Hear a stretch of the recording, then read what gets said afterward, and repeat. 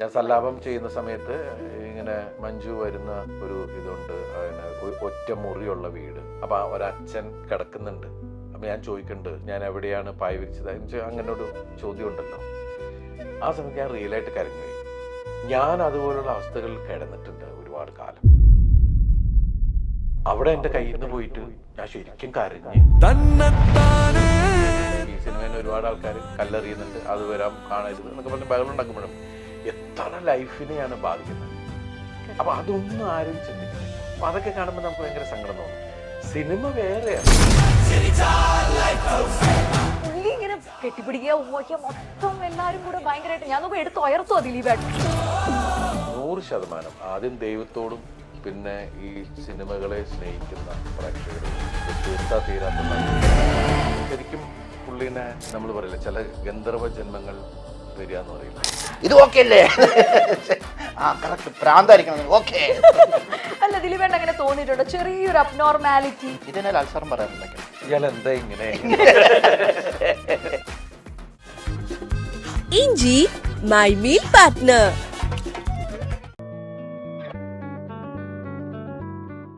Dhananjay sir എങ്ങനെയുണ്ടായിരുന്നു റിയാസ് ഭായ് സെറ്റില്? കാരണം ഭയങ്കര എനർജി ഉള്ള ഒരാളാണ് ദിലീപേട്ടനെ പോലെ.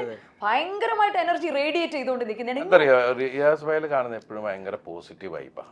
എന്ത് കാര്യത്തിനെയും അങ്ങനെ ഇതാക്കിയിട്ട് നമ്മുടെ കൂടെ വന്ന് നിൽക്കാന്ന് പറയില്ലേ, അത് ആരാണെങ്കിലും പുള്ളി ഒരു നോ പറയാതെ അവിടെ എത്തിയിരിക്കും. അത് എന്റെ എക്സ്പീരിയൻസ് ഞാൻ പറയാം. ഞാൻ കോസ്റ്റ്യൂമ് കിട്ടി കഴിഞ്ഞിട്ട് ആദ്യം ഡയറക്ടർ കാണിച്ചു. അത് കഴിഞ്ഞ് എനിക്ക് ലേറ്റ് നൈറ്റ് ആണ് ഷോട്ട് വരുന്നത്. അപ്പോൾ ദിലീപേട്ടൻ ഷോട്ട് കഴിഞ്ഞ് വീട്ടിൽ പോകണം. അപ്പം അടുത്ത എൻ്റെ ഷോട്ടാണ്. അപ്പം ഞാൻ കാരവനിൽ ഇറങ്ങി വരുമ്പോൾ നേരെ ഇങ്ങനെ വരികയാണ്. ഞാൻ കിട്ടും ഇത് ഓക്കെ അല്ലേ? ആ കറക്റ്റ്, പ്രാന്തായിരിക്കണം. ഓക്കെ. അല്ല, ദിലീപേട്ടൻ അങ്ങനെ തോന്നിയിട്ടുണ്ടോ ചെറിയൊരു അബ്നോർമാലിറ്റി? എല്ലാവർക്കും ഉള്ളതല്ലേ അങ്ങനെയല്ലേ, അത് അബ്നോർമാലിറ്റി എനാക്ട് ചെയ്യാൻ റിയാസ് ഭായ് എവിടെയോ കുറച്ച് കൂടുതൽ ഓക്കെ ആണെന്ന് അങ്ങനെ തോന്നിയിട്ടൊന്നുമില്ല. പക്ഷെ എനിക്ക് ഭയങ്കര ഇഷ്ടമാണ് റിയാസിക്കാനെ. കാരണം നമുക്ക് എപ്പോഴും പ്ലസന്റ് ആയിട്ടിരിക്കില്ലേ, നമുക്ക് ഇങ്ങനെ മുഖമാണ്. ആ നമുക്കിങ്ങനെ നോക്കിക്കൊണ്ടിരിക്കാൻ തോന്നും. യാ, ഇതിനെ അൽസാറും പറയാനുള്ള ഇടയ്ക്ക് ഇയാൾ എന്താ ഇങ്ങനെ?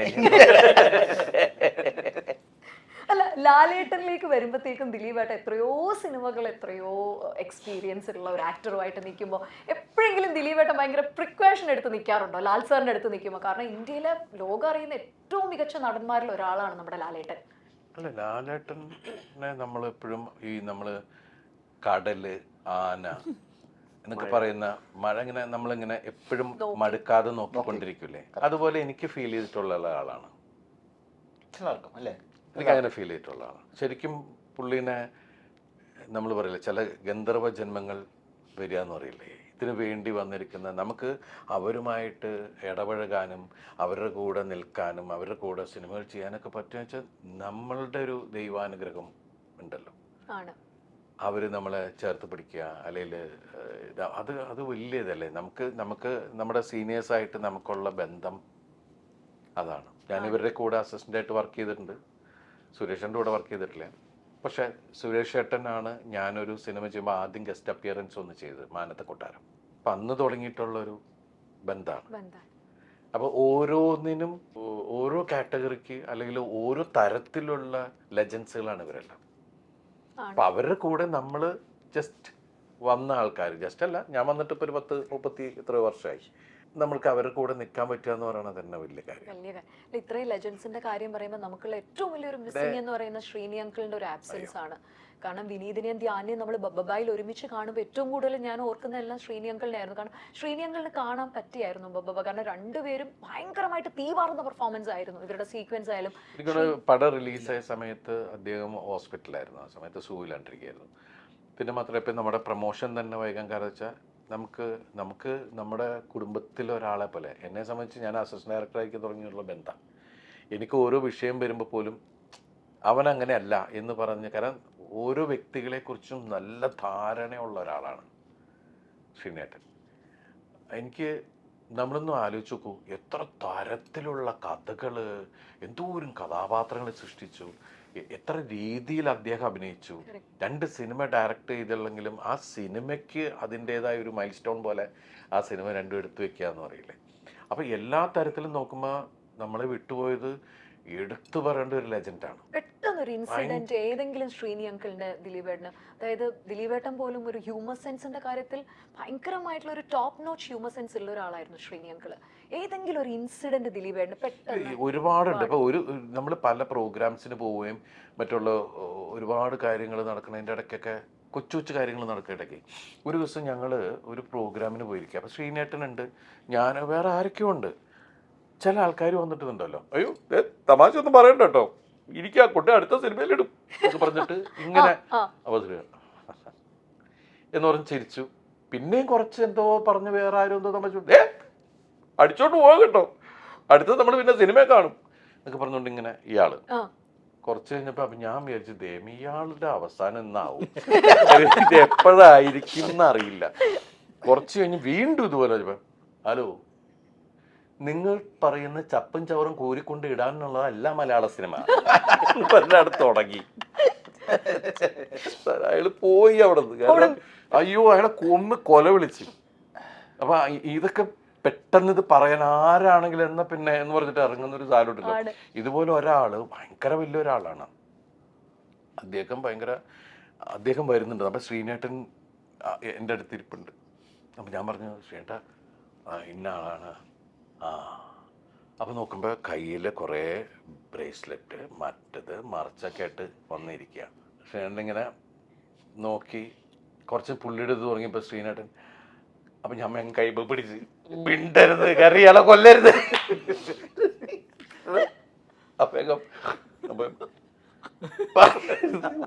മിണ്ടരുത്, അയാളെ വിട്ടേക്ക്, അയാൾ പൊക്കോട്ടെ, കറിയില്ല, എനിക്ക് ജീവിക്കാൻ പറ്റില്ല, കാരണം അയാൾ തകർന്നു പോവും.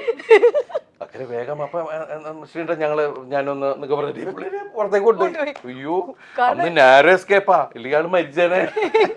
എന്റെ ഇയാൾ ഇതൊക്കെ വലിച്ചെറിഞ്ഞാളെ ഞാനെ. അല്ല, ഇതില് പറയുമ്പോ തന്നെ ബബ്ബായില് സലീമേട്ടന്റെ ഒരു എൻട്രി ഉണ്ട്. അത് ഏത് മൊമെന്റിലാണെന്ന് ഞാൻ പറയുന്നില്ല. സലീമേട്ടന്റെ എൻട്രി വിനീത് ശ്രീനിവാസനായിട്ട് വരുമ്പോഴത്തേക്കും ഭയങ്കര ക്ലാപ്സ് ആണ് തിയേറ്ററിൽ. കാരണം അപ്പൊ ആ പഴയ അല്ല അതാ ഞാൻ പറഞ്ഞത്, ഇതിനകത്ത് കൊച്ചു വേഷമാണെങ്കിൽ പോലും ആ സ്പിരിറ്റിൽ വന്ന് ഇതിൽ പെർഫോം ചെയ്യാന്ന് പറഞ്ഞില്ലേ. ഇപ്പൊ ലാലേട്ടൻ ഈ സിനിമയിൽ വരിക എന്ന് പറഞ്ഞത് തന്നെ സത്യം പറഞ്ഞാൽ പല ആൾക്കാരും പ്രതീക്ഷിച്ചിട്ടില്ല. അപ്പൊ ആ സിനിമയോടുള്ള സ്നേഹവും അങ്ങനെ ഒരു പുതിയൊരു സംരംഭം അതിൻ്റെ ഭാഗമാവുന്നു. സിനിമ മറ്റെല്ലാം മാറ്റി വെച്ചാൽ സിനിമ എന്ന് പറയുന്നൊരു സാധനമുണ്ട്, അത് ഒരാളുടേതല്ല.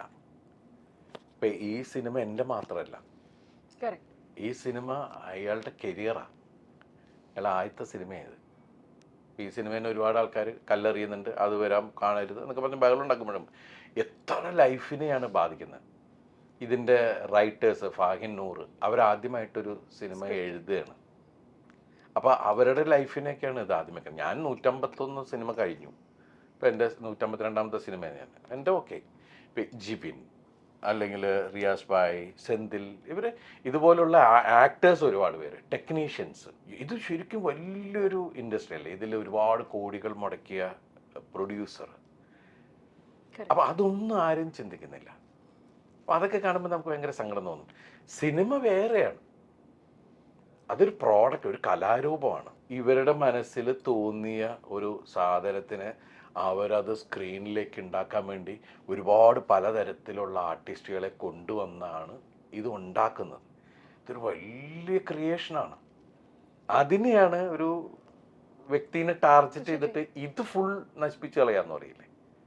അത് കാണുമ്പോൾ ഭയങ്കര സങ്കടം തോന്നും. പക്ഷെ ദിലീപേട്ട ഇത് കാണില്ല, ഇത് ഞങ്ങൾ ഇത് നിരോധിക്കുന്നു, ഞങ്ങൾ ഇത് വരില്ല എന്ന് പറഞ്ഞാലും തിയേറ്റേഴ്സിൽ ടിക്കറ്റ് കിട്ടാനില്ല. അല്ല, ഈ കാണില്ല എന്ന് പറയുന്ന ആൾക്കാരാണ് ഇത് വന്നിട്ട് ആദ്യം കാണുകയും അവർ തന്നെയാണ് പറയുന്നത് അതിനകത്ത് ഈ സീനിന് അങ്ങനെ ബന്ധമുണ്ട്, ഇങ്ങനെ അവര് അത് കാണാണ്ട് പറയാൻ പറ്റൂലല്ലോ. ഇത് അവര് സാധനം ഉണ്ടാക്കുകയാണ്. അപ്പൊ ഇപ്പുറത്ത് അപ്പൊ അവരുടെ അജണ്ട എന്താന്ന് മനസ്സിലാവണില്ല. ഇവര് കാണരുന്ന് വേറെ ആൾക്കാരോട് പറയുകയും ചെയ്യും, ഇവര് കാണുന്നിരുന്ന് കാണുകയും ചെയ്യും. കാരണം ഫസ്റ്റ് ഡേ ഞങ്ങൾ പോകുമ്പോഴും തിയേറ്റേഴ്സ് എല്ലാം ഫുള്ളാണ്. അതെ, ഈ സിനിമയ്ക്ക് നമുക്ക് കിട്ടിയ ഒരു ഭാഗ്യം 10 ദിവസം കൊണ്ട് വരേണ്ട കളക്ഷൻ 3 ദിവസം കൊണ്ട് വരിക എന്ന് പറയില്ലേ.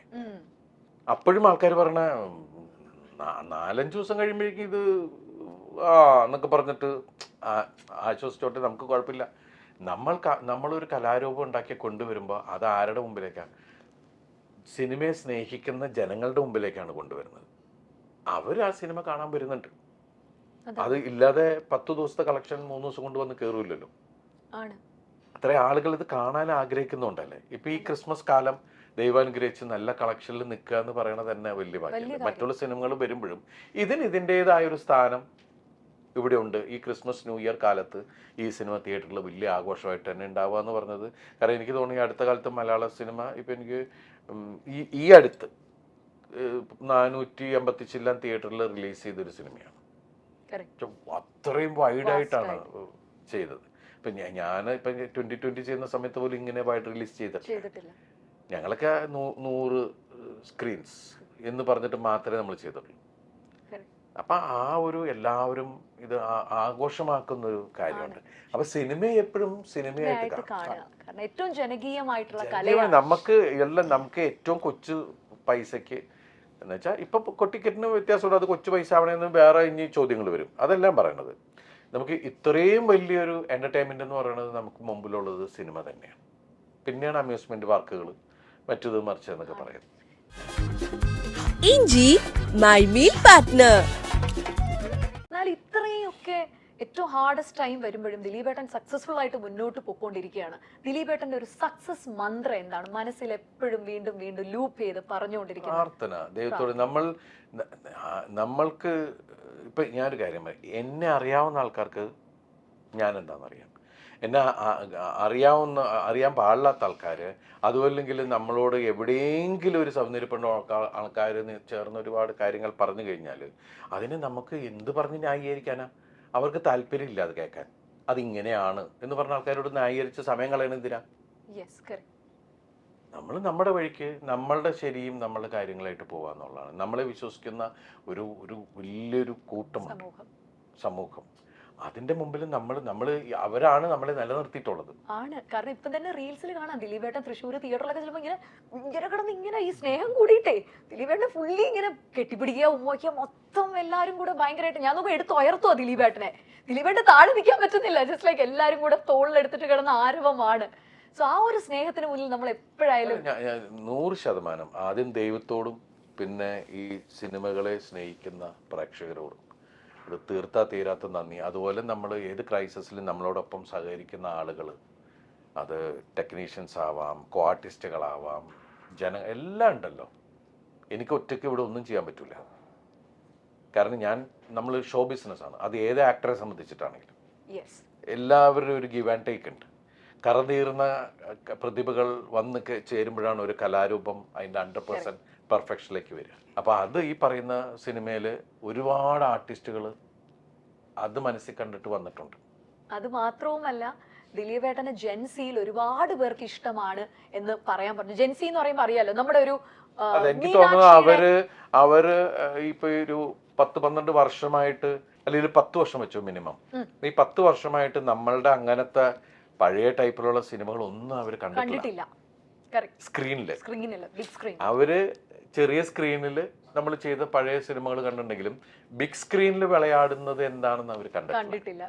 ആ ഒരു ചാൻസ് ശരിക്കും ബബ്ബ ഉണ്ടാക്കി അല്ലേ? കറക്റ്റ് ആണ്. അപ്പൊ ജെൻസിക്ക് ഒരു 3 ചോദ്യം കൂടെ ഉള്ളൂ. താങ്ക്സ് ധനഞ്ജയ്. സൂപ്പർ. ഞാൻ പറഞ്ഞു ഞങ്ങളുടെ വിന്റേജ് ദിലീപേട്ടനെ തിരിച്ച് ഞങ്ങൾക്ക് ഇങ്ങനെ തരുമ്പോൾ, കാരണം ഞങ്ങളുടെയൊക്കെ മനസ്സിലാ CID മൂസിലെ ദിലീപേട്ടൻ്റെ ഒരു സ്ലാപ് സ്റ്റിക്കും വേർബൽ കോമഡിയിൽ ഞങ്ങൾക്ക് അതാണ് ദിലീപേട്ടൻ എന്ന് പറഞ്ഞാൽ. എനിക്കും ഇഷ്ടമുള്ള ദിലീപേട്ടൻ തന്നെയാണത്. ആണ്. അതുകൊണ്ട് ജെൻസിയുടെ ഭാഗത്ത് നിന്ന് 3 ചോദ്യങ്ങളേ ഉള്ളൂ ദിലീപേട്ടന്. സ്കൂളിൽ പഠിച്ചുകൊണ്ടിരുന്ന കാലത്ത് ദിലീപേട്ടൻ front bench, middle bench or back bench? ഞാൻ എല്ലായിടത്തും ഉണ്ടായിരുന്നു. 3 എന്നാലും കുറച്ചൊന്ന് പ്രയോറിറ്റി കൊടുക്കാനാണെങ്കിൽ ഇല്ല, ആദ്യം ബാക്ക് ബെഞ്ചിലായിരുന്നു.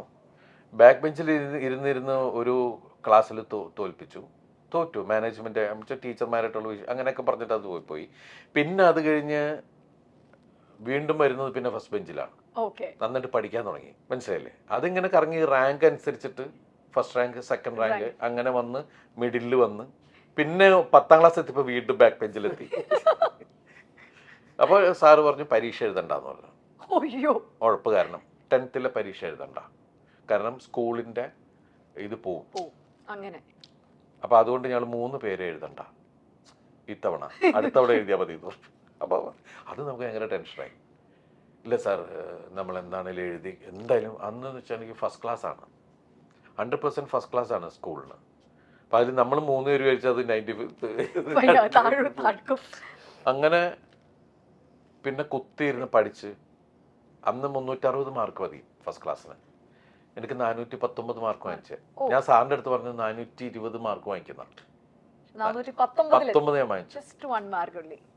ഇപ്പോ റിയാസ് ഭായിയുടെ ഈ ജോലിയിലല്ലായിരുന്നുവെങ്കിൽ അദ്ദേഹം ചെയ്യാൻ സാധ്യതയുള്ള ഒരു തൊഴിൽ മേഖല ഏതാണ്? ആക്ടർ അല്ലായിരുന്നുവെങ്കിൽ ഈ സൗന്ദര്യവും ഇതൊക്കെ വെച്ചിട്ട് ചെയ്യാൻ സാധ്യതയുള്ള ഒരു ഏർപ്പെടാൻ സാധ്യതയുള്ള ഒരു ജോലി റിയാസ് ഖാൻ. കാരണം ആക്ടർ അല്ല, pilot, gym instructor. Director sir gym okay instructor, ladies gym or gents gym? Ladies gym. Personal trainer for girls only, ladies only. Oh super. പിന്നെ സൈഡിൽ വെക്കും ജെൻസിന്റെ ഭംഗിക്ക്, അത്രേ ഉള്ളൂ. വെറുതെ. ഓക്കെ. ഇപ്പോഴും മനസ്സിൽ വീണ്ടും വീണ്ടും കേൾക്കുന്ന ദിലീപേട്ടന്റെ തന്നെ ഗാനം ലൂപ്പ് ചെയ്ത് ഇങ്ങനെ യാത്രകളിലായാലും വീണ്ടും വീണ്ടും ദിലീപേട്ടൻ കാണാൻ എനിക്ക് ഒരുപാട് സോങ്സ് കിട്ടിയ ഭാഗ്യം കിട്ടിയിട്ടുള്ള ഒരാളാണ്. എൻ്റെ എന്താ പറയാ, വിദ്യാജിയുടെ പാട്ടുകള്, മോഹൻസിത്ത, ഇളയരാജ് സാറിന്റെ പാട്ടുകൾ, എത്രയോ മ്യൂസിക് ഡയറക്ടേഴ്സിന്റെ പാട്ടുകൾ എനിക്ക് കേട്ടിട്ടുണ്ട്. ഗോപി തന്നെ ഒരുപാട് ചെയ്തിട്ടുണ്ട്. ഒരു പാട്ട് പറയാനാണെങ്കിൽ ലൂപ്പ് ചെയ്ത് ജസ്റ്റ് ലൈക്ക് എനിക്കിങ്ങനെ ഇങ്ങ് നിന്ന് വന്ന പഞ്ചവർണ്ണ, അതൊക്കെ എനിക്ക് ഭയങ്കരമായിട്ട് അതൊക്കെ ഇഷ്ടമാണ്. സ്വന്തം സിനിമകളിലെ ഇമോഷണൽ സീൻസ് കണ്ട് സ്വന്തമായിട്ടുള്ള സെന്റിമെന്റൽ സീൻസ് കണ്ട് എപ്പോഴെങ്കിലും ഒന്ന് കണ്ണ് നിറഞ്ഞത് ഏത് സിനിമയായിരിക്കും? സ്വന്തം ഇമോഷണൽ സീൻസ് ആണ് ദിലീപേട്ട, വേറെ ആരുടെ അല്ല. ഇല്ല, ഞാൻ റിയലായിട്ട് പെർഫോം ചെയ്യുമ്പോൾ ഞാൻ അനുഭവിച്ചിട്ടുള്ള സീക്വൻസിൽ ഞാൻ കരഞ്ഞു പോയിട്ടുള്ളത്. അതുകൊണ്ടാണ് ആ സിനിമയിൽ എനിക്കിപ്പോൾ കാണുമ്പോഴേക്കാരും നമ്മൾ ഈ അഭിനയിക്കുമ്പോൾ എല്ലാവരും ഒരു സൗന്ദര്യം കളയാണ്ട് നോക്കുമല്ലോ ചില സമയത്തൊക്കെ. അത് കൈവിട്ട് പോയിട്ട് റിയലായിട്ടുള്ള ഒരു സീക്വൻസ് സല്ലാപത്തിലാണ്. ഞാൻ സല്ലാപം ചെയ്യുന്ന സമയത്ത് ഇങ്ങനെ മഞ്ജു വരുന്ന ഒരു ഇതുണ്ട്, അങ്ങനെ ഒറ്റ മുറിയുള്ള വീട്, അവിടെയാണ് ഇതായി. അപ്പം ഒരച്ഛൻ കിടക്കുന്നുണ്ട്. അപ്പം ഞാൻ ചോദിക്കുന്നുണ്ട് ഈ ഞാൻ എവിടെയാണ് പായ വിരിച്ചത് എന്ന് അങ്ങനെ ഒരു ചോദ്യം ഉണ്ടല്ലോ. ആ സമയത്ത് ഞാൻ റിയലായിട്ട് കരഞ്ഞുപോയി. കാരണം എന്ന് വെച്ചിട്ടുണ്ടെങ്കിൽ എനിക്ക് ഒന്നാമത് ആ കിടക്കുന്ന ആൾക്ക് എൻ്റെ അച്ഛൻ്റെ എവിടെയോ ഒരു രൂപ സാധിച്ചു. ഞാൻ അതുപോലുള്ള അവസ്ഥകളിൽ കിടന്നിട്ടുണ്ട് ഒരുപാട് കാലം. എൻ്റെ ചെറുപ്പത്തിൽ സ്കൂൾ, കോളേജ് ആ സമയത്തൊക്കെ ഒരു മുറിയിൽ തന്നെ അടുക്കളയും ഇതുമൊക്കെ ആയിരുന്നൊരു കാലം ഉണ്ടായിരുന്നു എനിക്ക്. അവിടെ എൻ്റെ കയ്യിൽ നിന്ന് പോയിട്ട് ഞാൻ ശരിക്കും കരഞ്ഞ് കട്ടും പറഞ്ഞു കഴിഞ്ഞിട്ട് ഞാൻ ഇരുന്ന് കരയുക ഭയങ്കരമായിട്ട്. സദാനന്ദൻ്റെ സമയത്തിൽ ഇതുപോലെ തന്നെ എനിക്ക് ഫീൽ ചെയ്തിട്ടുണ്ട്, ഇങ്ങനെ വീട്ടിൽ നിന്ന് ഇറങ്ങിപ്പോണ സ്ഥലം. അന്ന് എനിക്ക് ഇങ്ങനെ ഒരു 4-5 വയസ്സുണ്ടാവും. അപ്പോഴാണ് എൻ്റെ അച്ഛൻ അപ്പൂപ്പൻ്റെ അടുത്ത് നിന്ന് ഇറങ്ങി പോകുമ്പോൾ എനിക്ക് ഓർമ്മയുണ്ട്, എൻ്റെ കൈയും പിടിച്ച് എൻ്റെ അനിയത്തിനെ തോളത്തിട്ടിട്ട് ഒരു രാത്രിയിൽ, അപ്പൂപ്പ ഭയങ്കര ജന്മിയും ഇതൊക്കെയാണ്, എൻ്റെ അച്ഛൻ എന്നിട്ട് അവിടെ നിന്ന് ഒരു രാത്രിയിൽ അച്ഛൻ്റെ ചേട്ടൻ കാരണം ഇറങ്ങിപ്പോരുന്നൊരു വിഷ്വലുണ്ട് എനിക്ക്. അപ്പം അതുമൊക്കെ അതിനോട് സാമ്യമുള്ള സാധനം കണ്ടപ്പോഴേക്കും എനിക്ക് ഞാൻ ഭയങ്കരമായിട്ട് മാറിയെന്ന് ഒരുപാട് കരഞ്ഞിട്ടുണ്ട്. പിന്നെ അതാണ് സിനിമയിൽ കണ്ടപ്പോഴും എനിക്ക് ഫീൽ ചെയ്തിട്ടുള്ള സല്ലാപത്തിലെ സാധനം എനിക്ക് ഭയങ്കരമായിട്ട് ഫീൽ ചെയ്തിട്ടുള്ള ആണ്.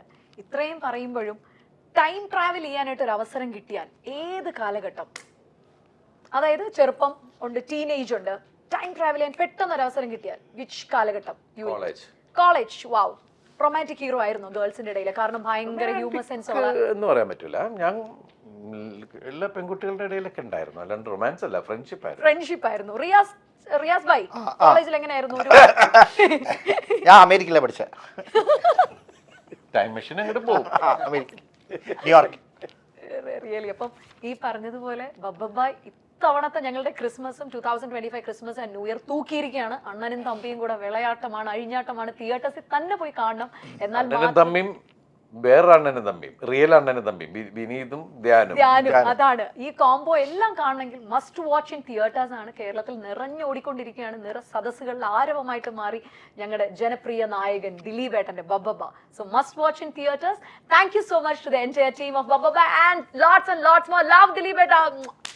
Thank you. Thanks a lot. Thank you, sir. Thank you, Meera.